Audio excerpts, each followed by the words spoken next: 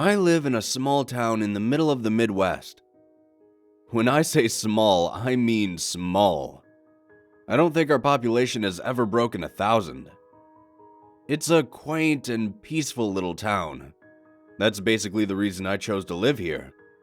That, and the fact that I was born and raised here.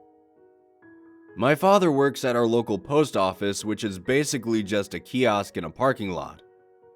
My mother was a stay-at-home mom. But hey, that's a job too, especially considering how awful I was as a child.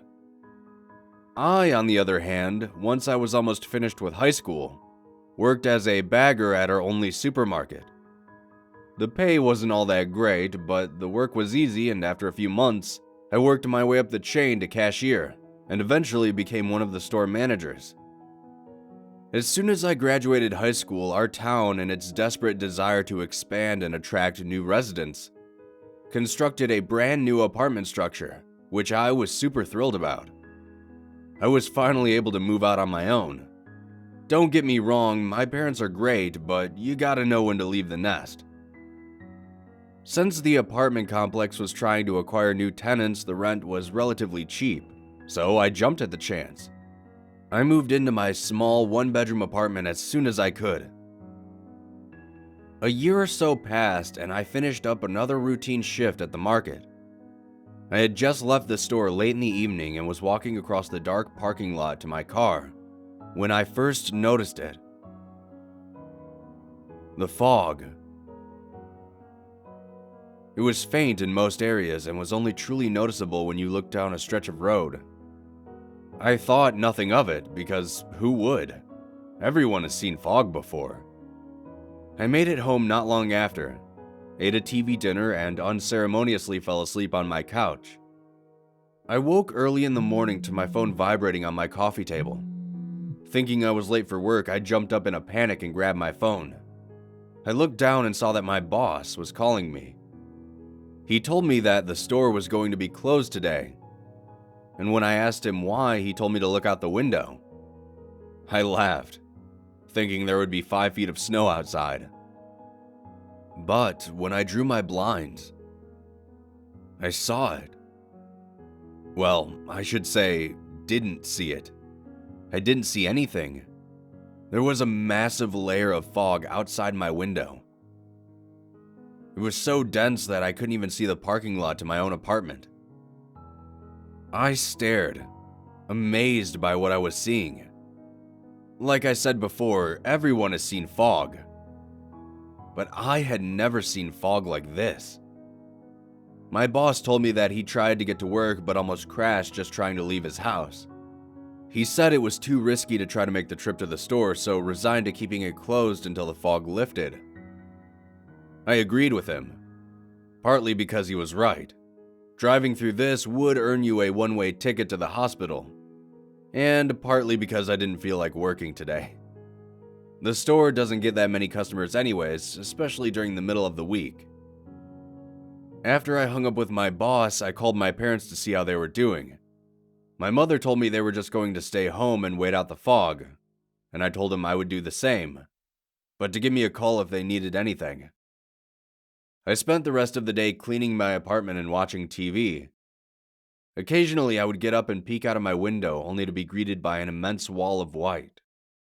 After looking out of the window for the third time, I sat back down and turned on the Weather Channel.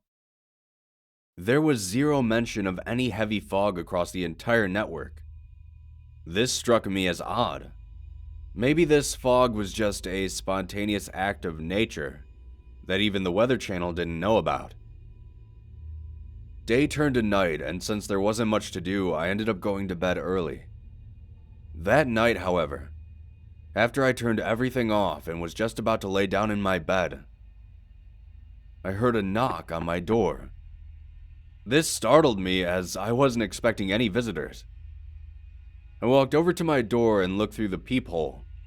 Doing so just made me feel silly as I couldn't see anything through this damn fog. I considered opening the door but hesitated, and instead I called out asking who was there. A male voice on the other side of the door responded. He said that he was trying to get home but got lost through the fog. so he pulled into my complex. I asked what he wanted, and what he said next made me very nervous. He said he wanted me to open the door. Not that he wanted to use my phone or for me to give him directions. No. He just wanted me to open my door. I told him I didn't feel comfortable opening my door for a stranger, and the man stopped speaking. A minute or two later, whoever it was on the other side began violently hitting my door, trying to break it down. He began screaming for me to open my door.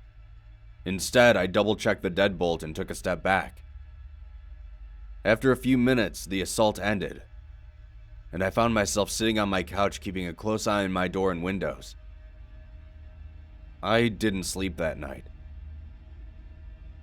Eventually, the morning came, and I checked my window once again. The fog hadn't dissipated in the slightest.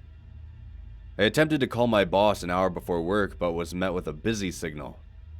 I figured that since he had told me the store would remain closed until the fog let up, that meant no work today either.